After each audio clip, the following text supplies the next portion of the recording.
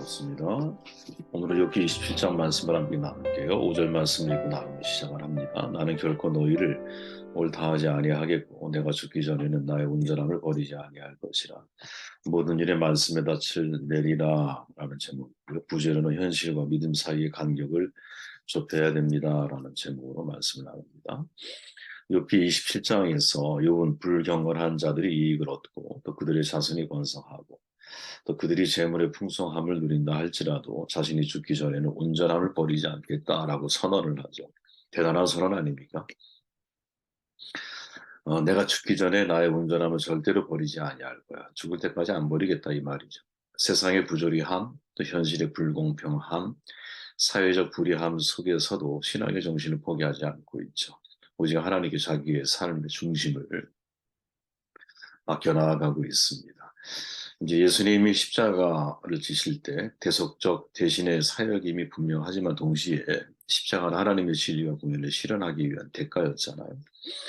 예수님은 당시의 종교 지도자들의 상업화된 종교를 강하게 비판했고 또 그 사회의 사회악, 특별히 종교의 타락, 부패, 불의에 대해서 침묵하지 않으셨죠.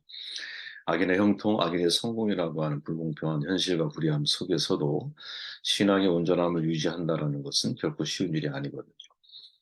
저는 신앙 경영이라고 하는 것은 아는 것과 행하는 것 사이의 간격을 좁히는 거다 이렇게 생각을 하는데 특별히 이제 욥이라고 하는 사람을 통해서 특별히 27장에 죽기 전에는 나의 온전함을 버리지 않을 것이다라고 하는 이 고백 속에서 야 욥의 고난을 경영하는 기술을 우리에게 알려주는 것이 아닌가 하는 생각을 하게 되었습니다.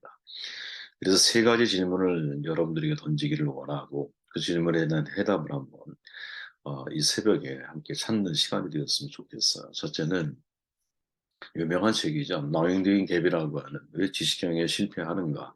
세플리 페퍼라고 하는 스탠퍼드 경영대학교 교수인데 이 책을 통해서 질문을 던져요. 왜 지식경영에 회사들이 실패를 하느냐.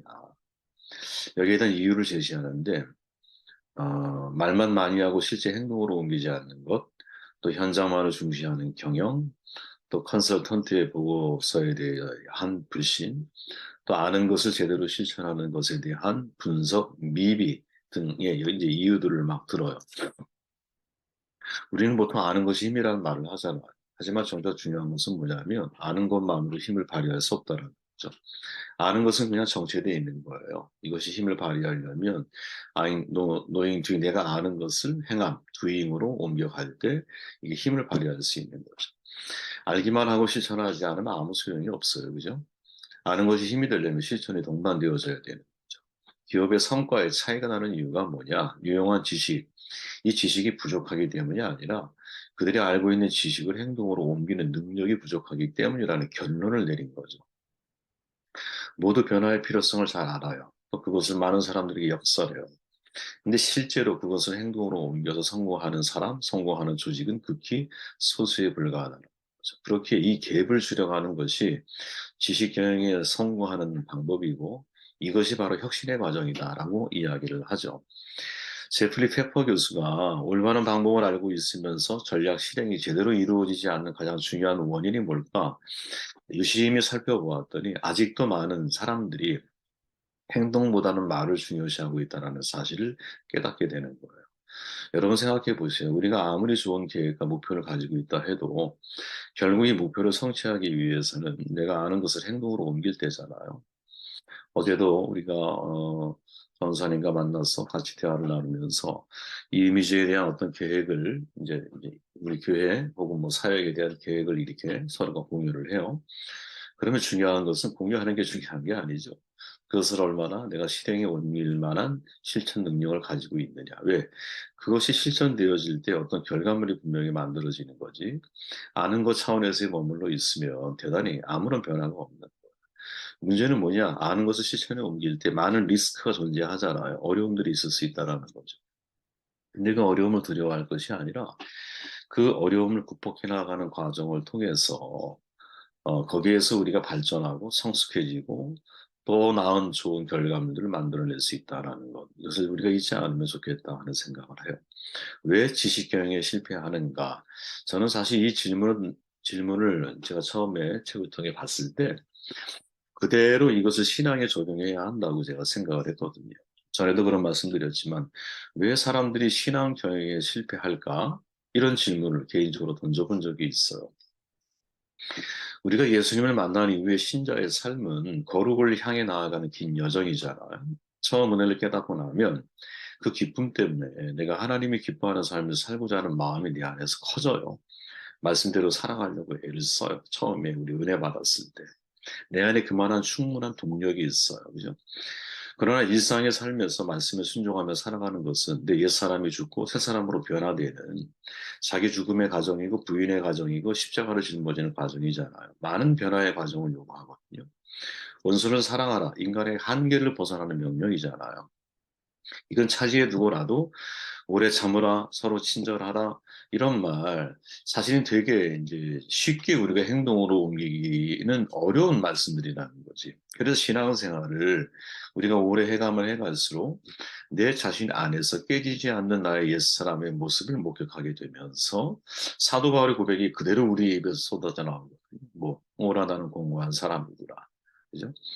내가 마음으로는 하나님을 선호하고 좋아하지만 내 육신은 아직도 육신의 법을 섬기고 있는 자기 한계를 경험하게 돼요. 주님을 닮고 싶은 마음이 있어요. 또 하나님이 기뻐하는 모습으로 살아가기를 원해요. 그런데 일상 속에 싹 들어가 보면 하나님 없는 삶을 살아갈 때가 너무나 많더라. 그치? 그죠?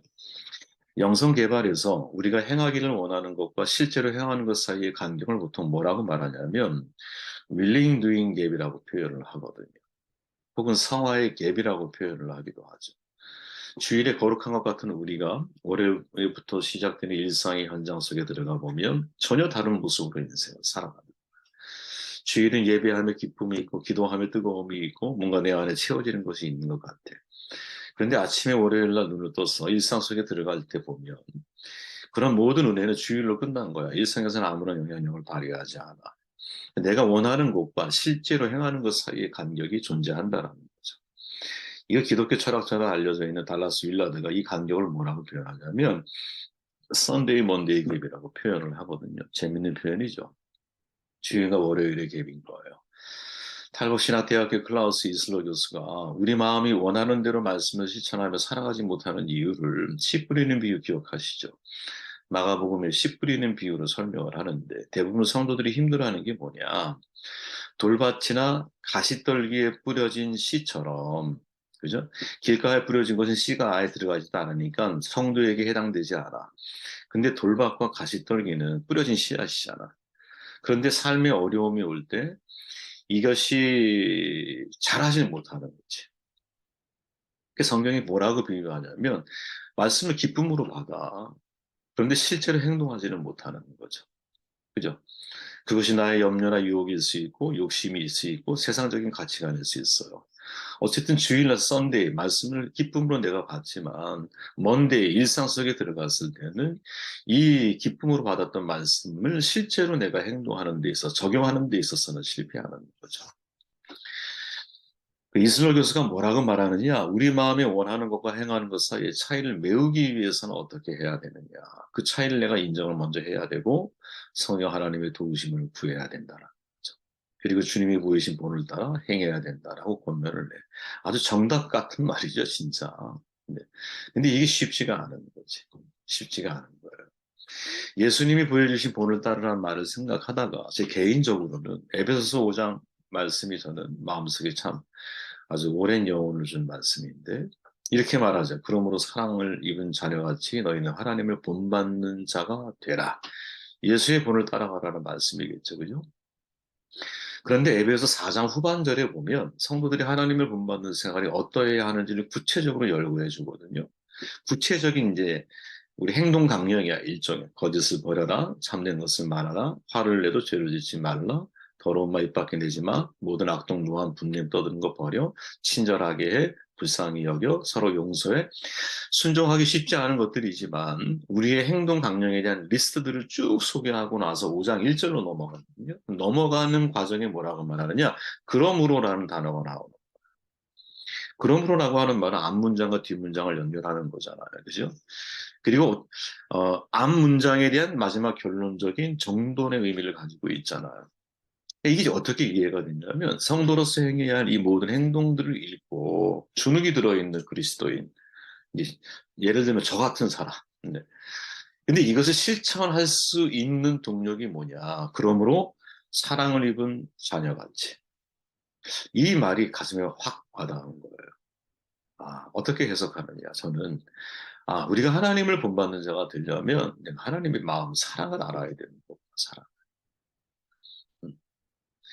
하나님의 사랑을 모르는 사람에게 행동 리스트들을 쭉 아무리 나열해도 그것은 참 뭐랄까 하기 어려운 강령들인 거예요. 그러나 내가 하나님의 사랑을 알고 하나님의 마음을 깨닫게 되면 내 안에 자발적인 에너지가 생기거든요. 내가 하나님의 사랑을 알기 때문에 이 사랑에 보답하고자 하는 이런 마음. 마치 우리가 진짜 효도가 언제 시작이 돼요? 부모가 나를 걱정한다라는 것을 알게 될 때, 그때 내가 효도가 시작이 되잖아. 공자의 말이잖아요.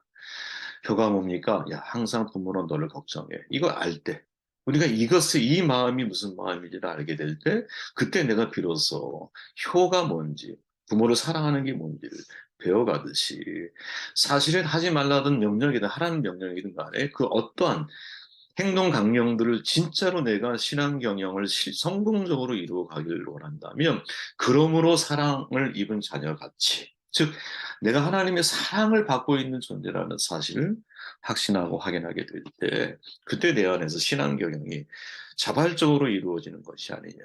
이 갭을 좁혀갈 수 있는 중요한 방법이 아니겠는가. 이런 생각을 하게 되었어요. 마지막 세 번째 질문이 뭐냐. 우리가 욥기를 읽고 있으니까 욥에 대한 질문인 거죠. 왜 고난 경영에 사람들이 실패할까? 물론 성공하는 분들도 계세요. 그죠? 근데 많은 경우 특히 욥처럼 겹치는 불행과 고난을 만나게 되면 하나님을 떠나는 사람들이 적지 않게 많거든요. 하나님을 떠나지 않아. 그래도 신앙이 예전과 완전히 달라져서 활력이 없는 신앙인으로 전락하는 경우도 많고. 그냥 답보 상태인 거죠. 그 상태로. 어떻게 이 고난 경영에 성공해야 할까? 이런 질문을 던져본 적이 있거든요. 헬무트 틸리케라고 하는 독일의 아주 제가 개인적으로도 존경하는 그런 목회자인데 보네포 목사님과 함께 정말 독일의 중요한 분이죠. 신앙의 양심을 지켰던 분, 나치 체제에서. 이분이 굉장히 고통을 받았던 사람이에요. 원래는 칼빈주의 청교도 신앙 전통에서 자랐는데 몸이 병들었어. 갑상선 종양으로. 수술 후에는 강직 경련이라고 하는 후유증이 따랐어요. 뼈를 깎는 고통이라 그래요.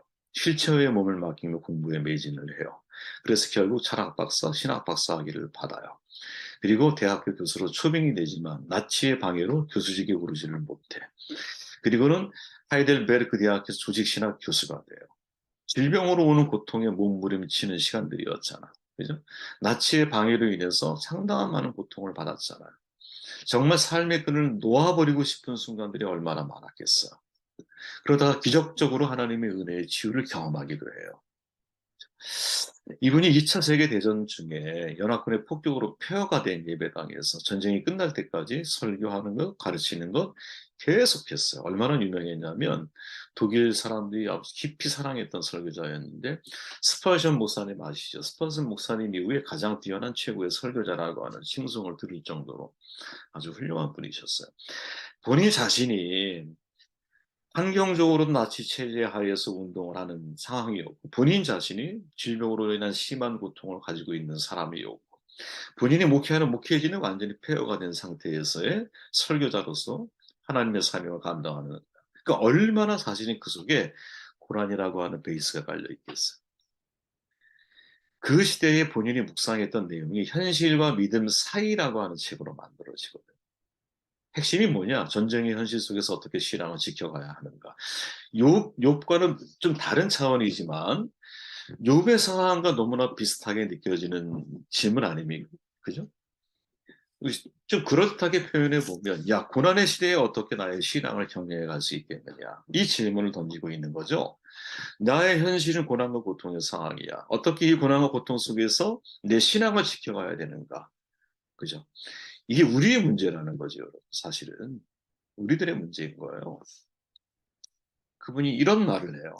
저는 이 말을 참 제가 좋아하는데, 단순히 말씀과 함께 산다는 뜻입니다. 너무 심플하죠? 그러려면 우선 내 삶의 염려라는 현실을 진지하게 대해야 합니다.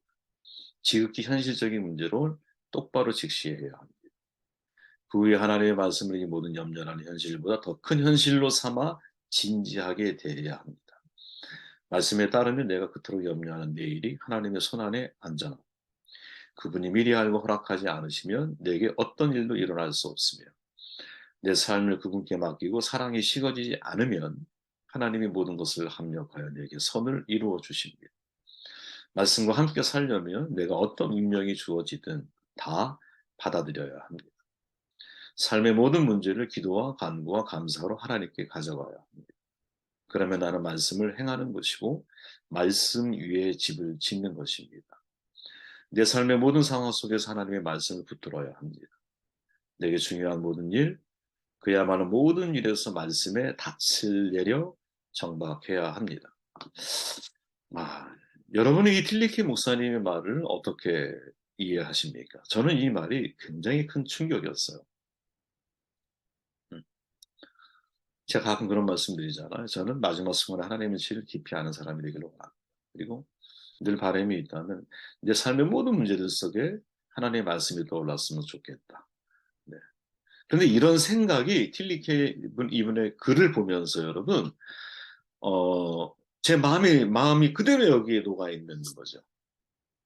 그러니까 어려운 시기들을 극복하게 만들었던 그 과정들이 그대로 여기에 녹아 있다는 생각을 제가 하게 됐어. 어, 말씀과 함께 살아가는 거죠, 그냥. 네, 모든 상황 속에서. 그리고 모든 중인 일들 속에서 말씀의 닻을 내가 거기서 내리려고 하는 거예요. 이게 중요하다라는 거죠. 욥이 여러분, 내가 죽기 전에는 나의 온전함을 버리지 아니할 거야 라고 말하죠. 현실과 믿음 사이의 간격을 욥은 좁혀가요. 욥은 여러분 처음부터 마지막까지 자신의 모든 문제를 친구들이 이해하든 이해하지 못하든 친구들의 말은 1차, 2차, 3차 변론을 거쳐가면서 더 과격해지고 더 욥을 정죄하는 분위기로 흘러가고 결국 욥을 인간공부의 신앙인으로 판단을 해버리잖아요. 그런데 욥은 그 와중에서도 하나님 앞에 자기의 정당성을 놓치지 않아. 그리고 하나님께 자기의 모든 마음을 탄식을 해.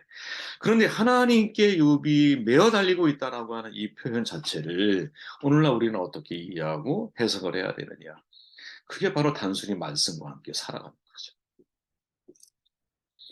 내 삶의 모든 상황을 하나님 말씀으로 이해하고 받아들이는 거죠. 그죠?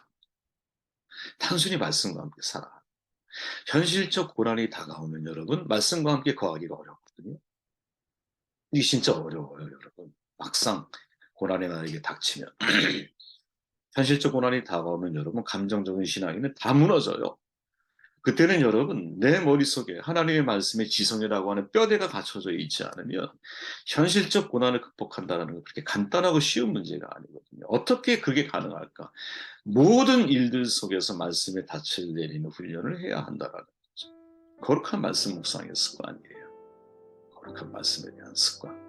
이 습관이 저와 여러분들 가운데 있으면 좋겠어요. 단순히 말씀과 함께 산다. 이 틸리키 목사님의 말이 여러분들의 마음속에 새겨지길 주의 이름으로 축원을 드립니다. 이 말씀을 듣고 기도하시고 제가